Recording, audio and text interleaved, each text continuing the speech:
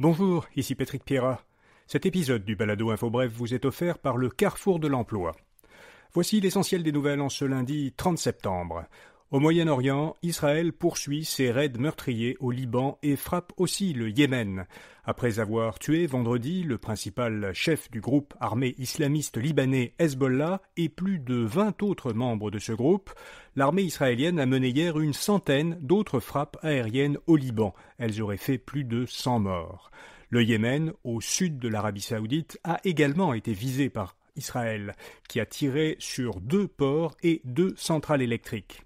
Une partie du Yémen est contrôlée par les Houthis, un groupe musulman chiite soutenu par l'Iran comme le Hezbollah.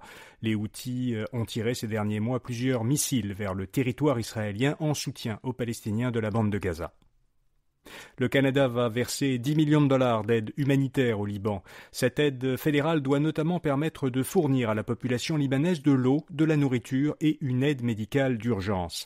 Le gouvernement Trudeau a appelé, comme d'autres pays occidentaux, à un cessez-le-feu de 21 jours entre l'armée israélienne et le Hezbollah.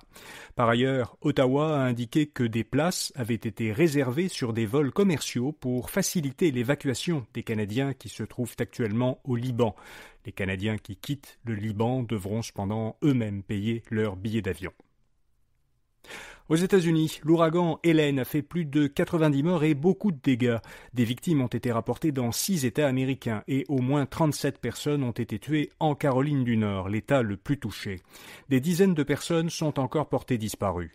Le bilan matériel est lui aussi très lourd. L'ouragan a dévasté des zones entières et détruit de nombreuses routes, maisons, commerces et réseaux d'eau et de communication. Plus de 2 millions de foyers américains étaient encore privés d'électricité hier soir. Lors du colloque de la CAQ samedi à Saint-Hyacinthe, François Legault a soutenu que doubler les capacités énergétiques d'Hydro-Québec et attirer des entreprises manufacturières au Québec allait créer 2 booms économiques, une renaissance industrielle des régions et des dizaines de milliers d'emplois payants. Concernant la filière batterie, le Premier ministre a une nouvelle fois défendu les investissements et ce qu'il appelle le risque calculé de son gouvernement. Le jeu du roi de la montagne sera de nouveau autorisé dans les cours de récréation. C'est ce qu'a indiqué le ministre de l'Éducation, Bernard Drinville. Son ministère a envoyé un mémo aux services scolaires pour leur demander d'aménager des buttes de neige cet hiver dans les cours de récréation pour permettre aux enfants de jouer. Un récent reportage de la presse avait rapporté que de nombreuses activités de jeu étaient désormais interdites dans les écoles primaires.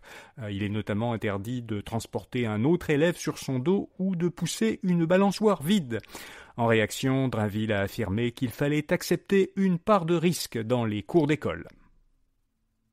Un mot maintenant de notre commanditaire. Vous rêvez d'amener votre carrière au prochain niveau? Ne manquez pas ce mardi le Carrefour de l'Emploi à l'Université Laval à Québec.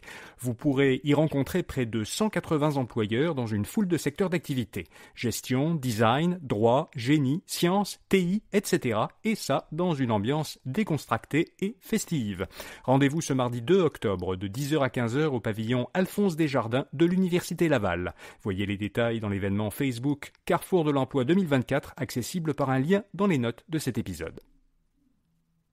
Des débardeurs du port de Montréal entament ce matin une grève de 3 jours. L'Association des employeurs maritimes a annoncé hier soir qu'elle n'était pas parvenue à conclure une entente avec le syndicat qui représente les débardeurs du port de Montréal. Les débardeurs sont sans convention collective depuis janvier. En parallèle, aux États-Unis, une grève des débardeurs pourrait débuter demain matin dans de nombreux ports de la côte est du Maine jusqu'au Texas.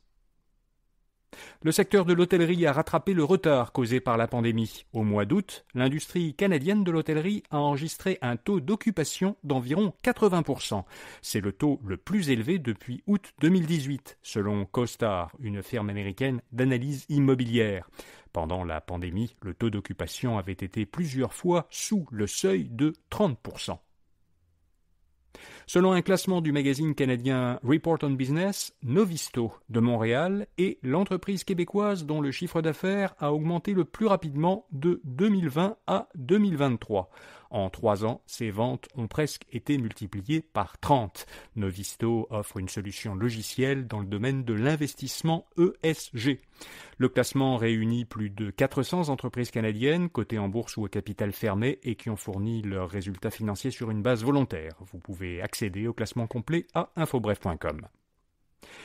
L'inflation américaine est presque redevenue à la cible de la Réserve fédérale. Le taux d'inflation sur 12 mois aux États-Unis, mesuré selon l'indice PCE, qui est l'indice que privilégie la Réserve fédérale américaine, donc la Fed, est passé de 2,5% en juillet à 2,2% en août. Il se rapproche donc beaucoup du niveau cible que la Fed a fixé à 2%. Le taux avait culminé à 7,2% en juin 2022 avant de progressivement redescendre. Et puis, comme chaque lundi, InfoBref vous fait découvrir une jeune entreprise québécoise innovante. Cette semaine, on vous parle de Propulso, une jeune pousse de Magog, en Estrie. Elle a conçu un logiciel qui collecte, traite et analyse des données prélevées de sources éthiques pour que les organisations puissent s'en servir de manière stratégique à des fins de vente et de marketing. Pour en savoir plus sur Propulso, lisez le portrait de cette start-up à infobref.com. Vous trouverez le lien dans les notes de cet épisode. Voilà, vous savez l'essentiel. Bonne journée et à demain matin.